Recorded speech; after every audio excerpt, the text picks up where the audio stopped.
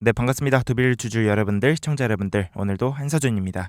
지금 시간 보시면 5시 9분을 막 지나가고 있고, 오늘 두산에너빌리티만 해도 마이너스 4% 가까이 빠진 모습이었죠. 그런데 이런 하락세에 여러분들이 꼭 좀 아셔야 되는 중요 포인트가 있습니다. 제가 오늘 영상에서 이 58,000원 구간에서 6만원대 부근이 마지막 저점인 이유를 핵심 근거로 팩트만 짚어드리겠습니다. 매물대 차트에서도 보시다시피 6만원에서 6만 5천원 부근에서 매집하신 분들이 굉장히 많은 걸 보실 수가 있는데, 오늘 제 영상을 보시고 투자 판단에 좀 도움이 되셨으면 좋겠습니다.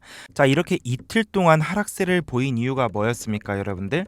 발단은 이재명 대통령의 재생에너지 중심 에너지 전환 발언이었습니다. 신규 원전 건설을 사실상 뒤로 미루고 태양광과 풍력 등 재생에너지 확대에 좀 무게를 두겠다고 밝힌 건데, 자, 이 계획이 12차 전력수급 기본계획에 반영이 되게 되면요, 기존 일정 대비해서 최소 2년 이상 신규 원전 건설이 지연될 것이라는 그 전망이 나왔습니다. 자, 이 발표 직후에 한국원자력학회가 성명을 냈었죠. 원전을 배제하고 재생에너지로만 가는 것은 국가 산업의 심장이 멎을 수도 있는 위험한 선택이다라는 강한 표현을 사용했습니다. 자, 왜 이렇게까지 경고를 했을까요? AI 그리고 반도체, 미래차 같은 그런 산업들은요, 24시간 끊임없이 돌아가야 되는 엔진과 같습니다. 이 엔진의 안정적인 연료, 즉 그 전력이 공급되지 않으면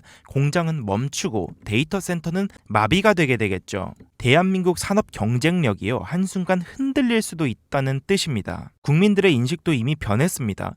올해 1분기에 에너지 국민 인식 조사 결과에 따르면요, 국민 87%가 원전이 필요하다고 응답을 했습니다. 안정성에도 75%가 동의를 했었습니다. 자, 원자력 발전량을 더 늘려야 한다는 응답률도 60%를 넘겼죠. 자, 이 정도면 전문가뿐만 아니라 국민 대다수가 이미 원전에 대한 그 필요성을 느끼고 있고 인정하는 셈이라는 거죠. 자, 하지만 김성환 환경부 장관이요, 신규 원전 건설은 국민 공론화를 걸쳐서 12차 전력 수급 기본 계획에 담겠다라고 밝혔습니다. 자, 즉 국민 다수가 필요성에 대해 인정을 하고 있음에도 불구하고 정부 차원에서는 다시 공론화를 걸쳐서 결정을 하겠다는 입장입니다. 그런데 저는 이런 생각이 듭니다. 재생에너지만 사용하게 되면 단기적인 전력 수요 공급은 어느 정도는 할 수 있겠죠. 근데 이게 장기화가 될 수가 있을까요, 여러분들? 자, 지금부터 핵심적인 내용 팩트 기반으로 해서 꼭 원전이 필요한 이유를 설명드리겠습니다. 자, 이 시점에서 구독과 좋아요 한번 눌러주시고요. 이런 중요한 정책 변화와 산업 흐름을 가장 빠르게 받아보실 수 있으니까 다음 흐름으로 넘어가기 전에 꼭 눌러주시길 바라겠습니다. 자, 다음 내용을 보시게 되면 오늘 이야기의 핵심적인 부분입니다. 바로 정책 지연이 실제 산업에 어떤 폭탄을 안겨다 줄지 구체적으로 살펴보겠습니다. 이재명 정부의 계획대로 신규 원전 건설이 늦어진다면 그 공백을 채우기 위해 어떻게 해야 되겠습니까, 여러분들? 값비싼 재생에너지를 써야겠죠. 자, 지난해 8월부터 시작해서 올해 6월까지 데이터 센터 건립을 위해서 한국전력에 접수된 전기 사용 신청 건수만 290건에 달합니다. 수도권 신청 용량만 20기가와트예요. 자, 이건요, 원전 20기를 동시에 돌려야 충당할 수 있는 전력량입니다. 자, 6월 기준 원자력의 기준 발전 단가는요, 1kW당 79원 수준입니다. 풍력 태양광은요, 123원인데 거의 몇 배입니까, 여러분들? 1.5배라는 거예요. 이미 최근 5년간 산업용 전기요금이 약 80%나 상승했는데 이보다 더 비싼 전기를 써야 된다면 우리 제조업은 그냥 박살나는 꼴입니다. 여기에 재생에너지까지 확대를 한다? 그렇게 되면요, 송전망하고 ESS 비용을 기하급수적으로 늘립니다. 송전망 개통이 이미 포화가 된 상황인데 태양광과 풍력 설비만 늘린다면 그냥 기름 막혔는데 그냥 차만 늘어나는 교통정체와 다를 게 없습니다. 결국 지은 설비를 돌리지 못하는 그냥 무용지물이 될 수도 있죠. 자, 결국에는 안정적으로 펌파워, 그 기저전원 있죠. 펌파워를 공급할 수 있는 원전 없이는 AI, 반도체 같은 초대형 전력 수요처의 성장을 지탱하기에는 굉장히 어렵다고 보시면 될 것 같습니다.